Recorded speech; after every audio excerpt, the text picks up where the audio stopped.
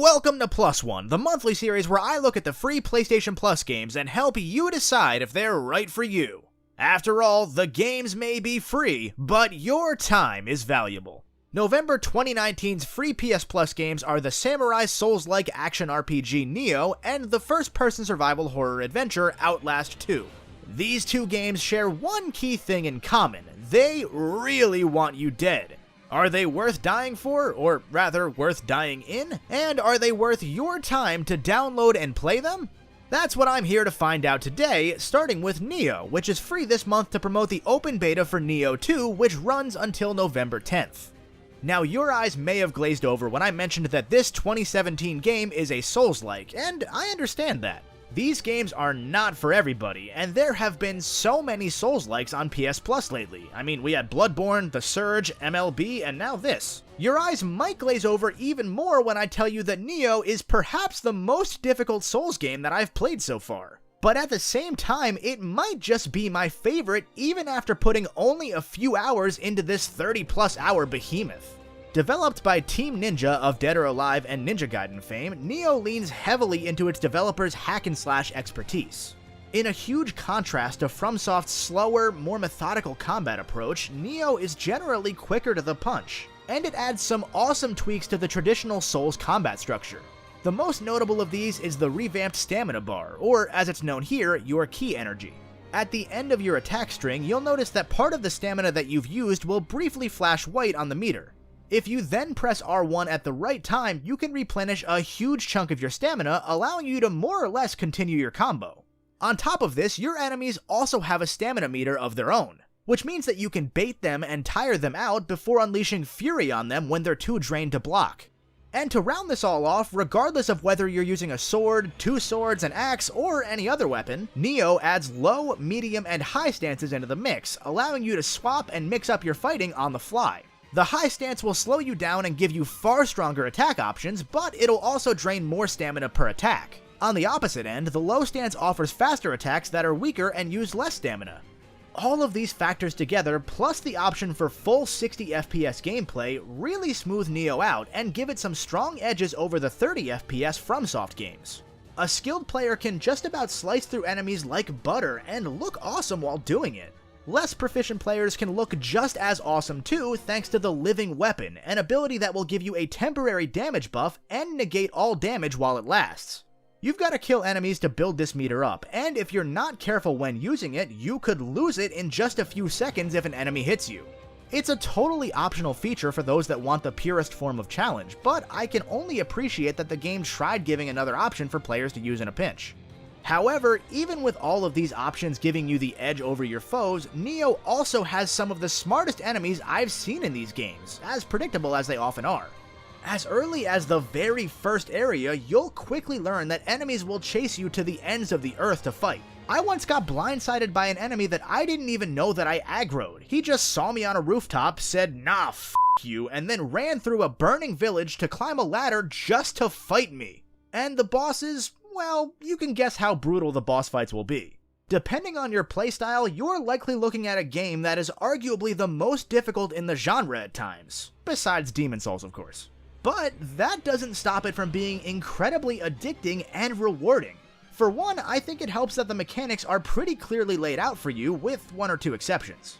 That, plus the mechanics lending themselves a little bit more to hacking and slashing, and the far less cryptic nature of Nioh's levels, will actually give newer players a bit of an edge over the sometimes gotcha style that FromSoft loves to throw into its games.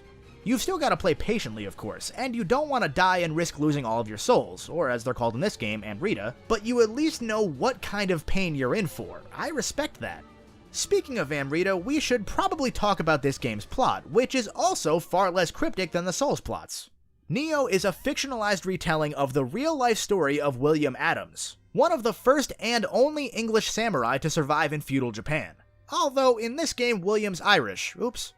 In this version of events, the English used the magical power of Japan's native Amrita stones to ward off the Spanish Armada, with our boy William being imprisoned afterwards in order to keep Amrita a secret. Like in just about every game involving prison, William immediately escapes, and when his spirit guardian is stolen by Agent 47, he makes his way to Japan to save it. From there you'll fight both humans and supernatural Japanese monsters known as yokai, and trek across the entirety of Japan to stop Agent 47 and bring peace to the land. Nioh has a wonderful atmosphere, capturing 17th century Japan and its mythos just about perfectly. Levels are often bookended by cutscenes that'll help you transition between the different locales. See, unlike the Souls games, Nioh isn't exactly one unified world, instead providing more than a dozen individual levels that themselves act similarly to the Soulsborne games. In other words, you throw your body at enemies until you win, and eventually you find a shortcut to save you time when progressing further, and rinse and repeat until you've got a backdoor to the boss room. The only difference here is that you'll be jumping between levels rather than navigating one massive labyrinth. Again though, I think this is a good thing. Nioh's levels do get a bit Byzantine at times, don't get me wrong, but it's nice to have a clearer objective and focus the challenge on getting through the enemies along the way. In between levels, I can take a bit of a breather, which I appreciate. Some players might prefer that massive world and the satisfaction of finding out how it all clicks together like a puzzle, of course, so it's a give and take. If it wasn't already clear, Nioh is certainly worth a +1 to your collection. It's a game that'll knock you down 1,000 times, but just like the Souls games, and especially Bloodborne before it, when you pick yourself back up, learn, and persevere, there's no feeling better. Even if you're a newcomer to the genre, just like I said with Bloodborne when that was free last year, you owe it to yourself to give at least one of these games a shot. And in my opinion, I think that Nioh and Bloodborne are the shining examples of the genre. I love what Nioh's done to change up the Souls formula, and I'm kicking myself right now for avoiding the game for so long due to its reputation for being arguably the hardest game since Demon Souls. I've had this game for like a year now, and I held back like a wimp. Now, I can't get enough of the pain. Maybe I'm a masochist. Nioh's not without some problems, of course, and depending on if you opt in towards the 60 FPS action setting or the 30 FPS cinematic setting, you're bound to run into some small pop-in and frame diffs. If you've played this genre before though, you're probably used to that. None of these games run all that well, and we love them anyway. If you're looking to go all the way and platinum this game, you're looking at easily 80 hours of punishment, plus another dozen plus if you decide to pick up the game's season pass. It's also going to take up about 51 gigs on your hard drive, so I feel for those of you that are still stuck with 500 gigs. Still, if you can afford the space, absolutely give it a whirl. As we move on to the second of November's free games, I want to take a moment to note that Outlast 2 will look just a little bit different in this video compared to what you'll be seeing on your PS4. That would be because, for the sake of time and convenience, I've recorded footage of the Nintendo Switch version of this game because that's the copy I've already got. The only differences here will be some smaller visual ones. For example, what you're watching right now is not 1080p, instead running at 1008p for some reason. And it's also locked at 30 FPS on Switch instead of 60 like on PS4. I'll be ignoring any graphical quirks that you see for this reason. Just know that you'll have at least a marginally better experience than I did.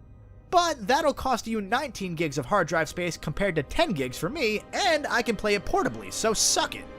Like Nioh before it, Outlast 2 is also a 2017 game, putting you in the shoes of a cameraman investigating the death of a pregnant woman in Arizona.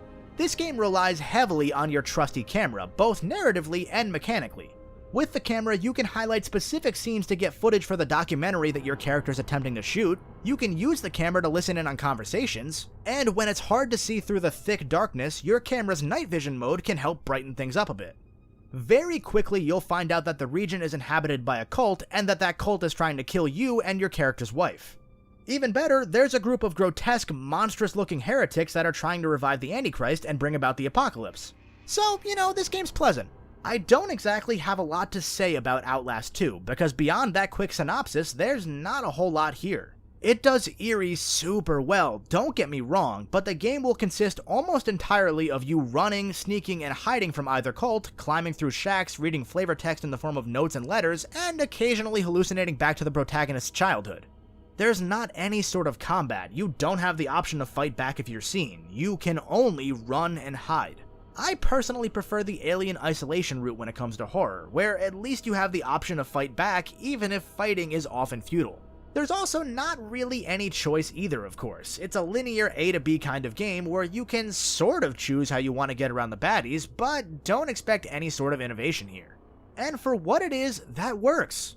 It tells an interesting horror story that leaves you wanting to know more as the game progresses. It uses the medium of gaming very well with the camera mechanics, it's got jump scares, it's a modern horror game in every sense of the term.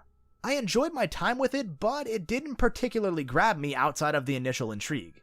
But if I say any more in any sort of detail, I'm afraid I'll start spoiling things. That's why you'll also be seeing only the first half hour or so of the game to keep as much as possible for you to discover if you choose to play it. At the very least, I greatly appreciate that Outlast 2 has several difficulty options, including a story-focused one that makes it much harder for you to be caught and killed. For some, that might take the teeth out of the experience, but many people just want to be scared without dealing with the gaminess of replaying whole sections of the game, so this is a win in my book even if I played on normal. If you're insane though, you can always play on, well, insane difficulty. And there's a ton of challenge here if you choose to go for the Platinum Trophy. I'm talking like beat the game on the hardest difficulty in one go without reloading your camera battery. No thank you. Of course, by the time you start going for the Platinum Trophy in this game, you'll have exposed the game part to its core, and it won't exactly be all that scary anymore once you know how it ticks. With all that said, that's kind of it. If you like horror games, you already know what you're in for, and if you're jumpy, the game probably isn't your cup of tea. None of this is a knock on the game, it's totally fine, I just don't have a ton to say about it. I will say that you don't need to play Outlast 1 to understand 2, as they seem to be only slightly related, and only if you look hard enough into the lore. So don't let it stop you if you're really itching to try out Outlast 2, but you haven't played the first game yet. As always, if you're watching this video after November and the games are no longer free, you can get Nioh for around $20. Meanwhile, Outlast 2 is available by itself for $30 digitally, or physically for the same price in Outlast Trinity, which includes both Outlast 1 and its Whistleblower DLC. Kind of a no-brainer which one to go with there. Are you gonna pick up either game, or if you've played them, what do you think? Let me know down in the comments below, and while you're down there, don't forget to subscribe for more videos like this, or even check out one of those videos by clicking the end cards on your screen.